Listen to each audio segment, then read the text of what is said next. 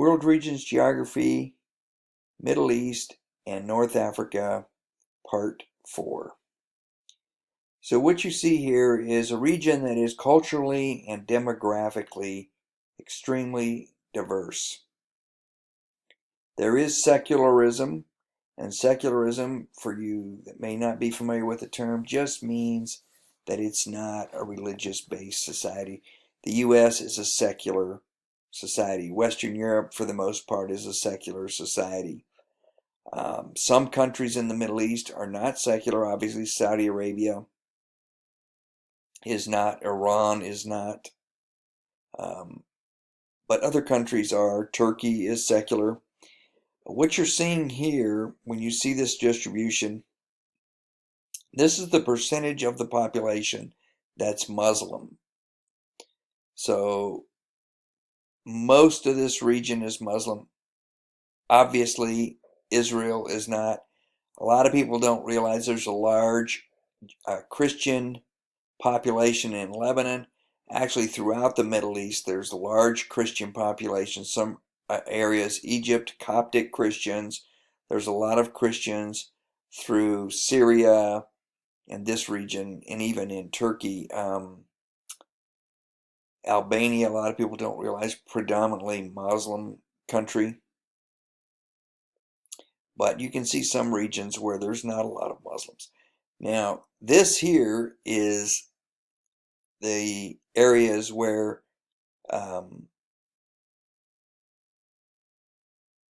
Sunni Muslims, Shia Muslims, Judaism, where they're dominant. Shia Muslim in Iran, Persian. This is the Persian part of Saudi Arabia. Sunni were the minority. Sunni Muslims, they're more Arabic Muslims, and Judaism.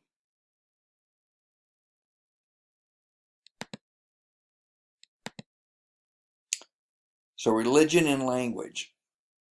The dominant religion is Islam in the region. The Quran is the religious text in Islam. And Islamism is not just that people are Islamic. Islamism is that belief in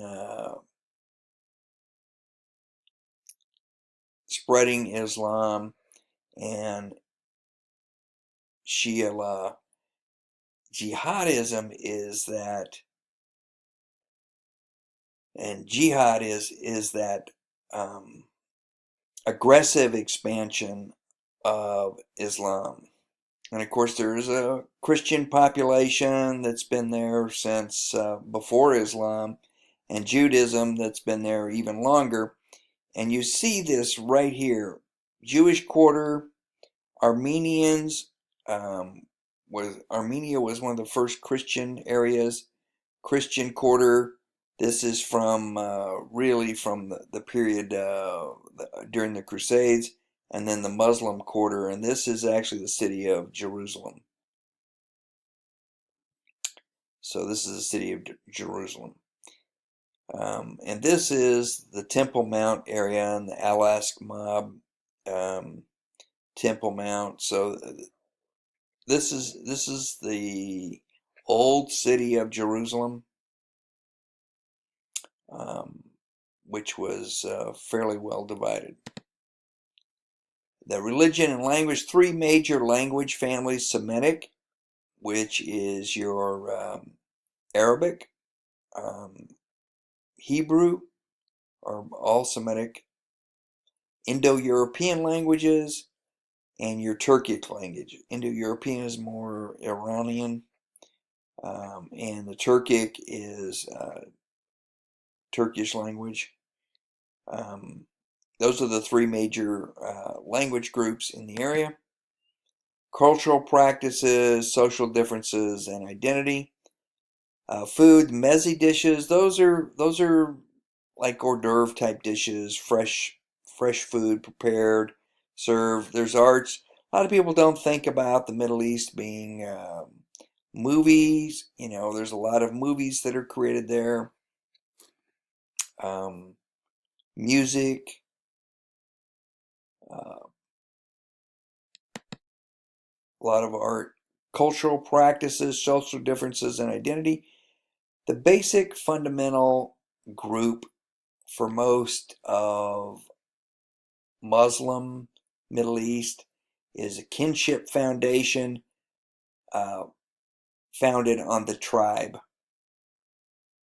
So you're having kinship groups, and then you're having tribal groups, and people tend to marry in the same tribe.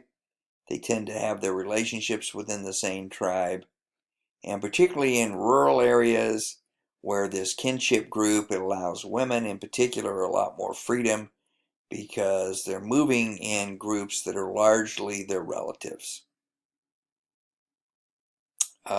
Gender. In the West, you have a lot of stereotypes about how gender is treated, but in actuality, there is a broad difference uh, within countries and in urban and rural areas about how gender and gender roles are treated. National politics and the countries play into this. Sexuality, generally speaking, the Middle East is not really a good area for LGBT, but there is a broad difference. There are some protections, like in places like Turkey, which is much more secular, or Israel for LGBT people, a lot more freedom. And then the opposite spectrum of that is ISIS, where they were being executed. So there's a big difference there. The Chador, all of these basically here are all part of that, and it's the amount of covering, and part of it depends on where they are and what the norm is in the particular country, but also who they're out and about in. A woman is more likely to be dressed this way, or this way in an area where she is in with a lot of unknown men, non-family members, non-kin members. Um, Much more this way or this way in the more urban areas. You kind of get a breakdown here by country. Um, the West likes to portray these two, but you really only see much of that in a couple of countries, Pakistan and in Saudi Arabia, but not really much. Only 8%, or between the two, there's 10% that are going to wear the burqa or the najib. Now, the Chandor, which is more open face, much more common, still only about 8% of the people, but it's more common in Iraq and Egypt. And then you get into this type of dress. If you think of a Catholic nun, that's pretty much the way they dressed when I was a kid growing up. That's the way the nuns kind of dressed, actually. And that's probably the most common type of attire for women. And then you have here just a plain headscarf, and then here is no headscarf. Demography and urbanization. When we're talking about pull factors, we're talking about what draws migrants to the region, and push factors are what keeps them away, and then the growth of cities. So when we're talking about pull factors, it's countries, particularly the oil-rich countries, going out and hiring guest workers, particularly to do dirty, disgusting, or unpleasant jobs, menial jobs. Their immigration policies typically are geared towards high-skilled workers and very low-skilled workers, and not much else is brought in. Push factors is all the civil unrest, and there's a tremendous lack of economic opportunity, which drives a lot of migrants out of the region. In other words, nationals that are leaving the region, like Saudi nationals, or these are the two factors. What's driving the Syrian refugees that are pouring up through this region into Turkey and into the Balkans and into Europe is civil unrest. What's driving people out of this region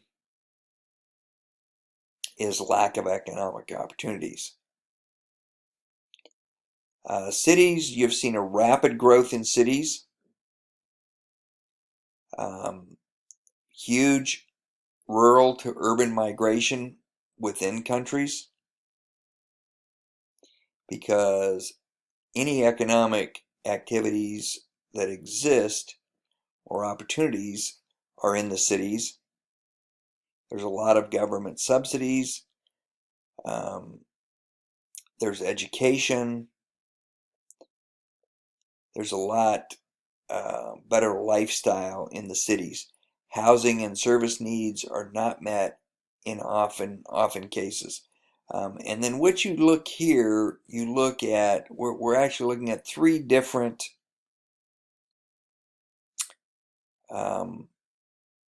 population pyramids. Israel has a fairly even population pyramid. These are the youngest population. So what you have is a population that is not out of whack. It's really balanced. You have a large population in here that is providing for this group up here and this group down here. What you see here in Morocco is actually a lowering birth rate, and that's why you get this sharp edge. You have a lowering birth rate starting about 20 to 30 years ago. The birth rate started to drop, and so you have that. The next stage of that would be this coming in, and up until then you had a fairly even birth and death rate. So you see this population come out, and then it suddenly turns straight down, and that's because the birth rate started to drop. Now, this is the third population pyramid here, and this is Iran. You notice a normal curve here, actually kind of a broad curve. You had a population boom here about 40 years ago, and then it quit about 25 years ago. And you see this population here really significantly dropping off in a very short period of time. And now you're starting to see a few more births, but I think it represents that people are reacting to the political and economic situation in Iran in a negative manner.